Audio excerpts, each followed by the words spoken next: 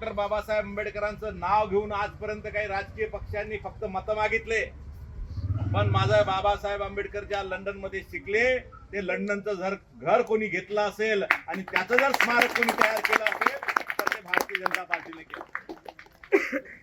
हिंदू मिलचा प्रश्न महाराष्ट्रातला कोणी सोडवला असेल, अनेक वर्षाचा प्रकल्प रखडलेला होता, बाबासाहेबांचं मोठं स्मारक चैत्यभूमीच्या बाजूला करायचं होतं, परंतु त्याचा निर्णय जर कोणी घेतला तर तो भारतीय जनता पार्टीने घेतला. माझ्या बाबासाहेबांचा जिथे जन्म झाला मऊ मध्ये, त्या मऊचं घर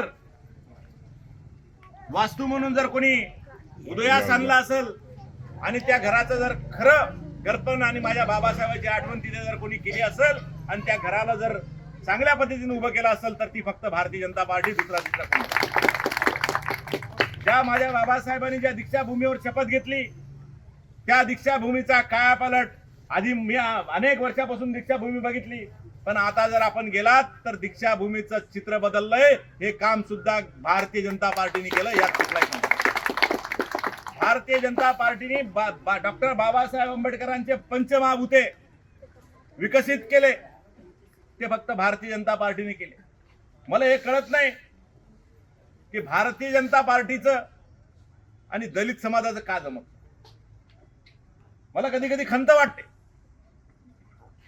सगळ्यात पहिले डॉक्टर बाबासाहेब आंबेडकरांची जयंती साजरी करणारा पक्ष या देशात जर कोणता असेल, बाबासाहेबांची जयंती असते 14 तारखेला, 13 तारखेपासून जयंती साजरी करण्याचं काम करते या देशभरामध्ये भारतीय जनता पार्टी. याच्यात काही शंका नाही. तांडा वाडा वस्तीवरती जर बाबासाहेबांचं जयंती साजरी करत असेल, बूथ वर जाऊन, नुसतं फक्त एका ठिकाणी हार घातला म्हणून होत नाही. जिथे जिथे भारतीय जनता पार्टीचं बूथ असते त्या बूथवर भारतीय जनता पार्टी बाबासाहेबांची जयंती 14 तारखेला असते. आम्ही 13 तारखेपासून सुरुवात करतो. हे सगळं खरं आहे, याच्यात खोटं अजिबात नाही. नाही तर तुम्ही पण तपासून पहा या सगळ्या गोष्टी झाल्या आहेत का नाही.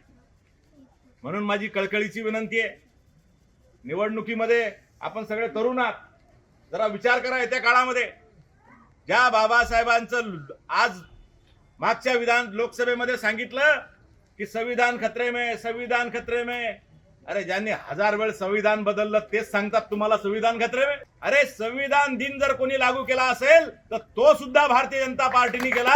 इतक्या दिवस काय तुम्ही झोपले होते का? या सगळ्या गोष्टी तुम्हाला आम्हाला माहित असल्या पाहिजे. आणि विकास कोण करू शकते, तुमचा आमचा विकास कोण करू शकते हे सुद्धा तुम्हाला आम्हाला माहित असलं पाहिजे. मी या सगळ्या लांबलचक गोष्टी तुमच्यात 5-25 लोक त्याच्यासाठी सांगितल्या की प्रत्येकाच्या डोक्यात ही गोष्ट गेली पाहिजे.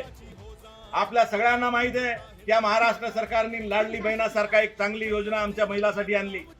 सगळ्यांच्या खात्यात 1500 रुपये दर महिन्याला चाललेत. माझ्या सगळ्या भगिनी बसल्यात, ते त्यांना माहिती आहे की त्यांच्या खात्यात पैसे येत आहेत का नाही. येत आहेत ना. त्याच्यामुळे माझी कळकळीची विनंती आहे, विकास करणाऱ्या पार्टीच्या पाठीशी उभं राहा.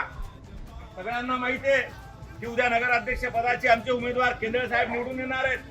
आमचे 2 खालचे उमेदवार, दोन्ही उमेदवार यांना आपण प्रचंड मताने विजयी करा ही कळकळीची विनंती करायला आपल्याला आलो. आणि आम्ही आपल्याला सोबत आहोत. आमचा एक सामान्य याच भागात राहणारा आली आहे, आमच्या खंडाऱ्यात आहेत, या सगळ्या जणी आज इथे उभ्या आहेत. आमचे केंद्रे साहेब पाठीशी आपण उभं राहा ही कळकळीची विनंती करायला आज मी आंबेडकर नगर मध्ये आलो. मला निश्चित माहिती आहे की 1500 रुपयाच्या मताच्या लालचीनं जाऊ नका.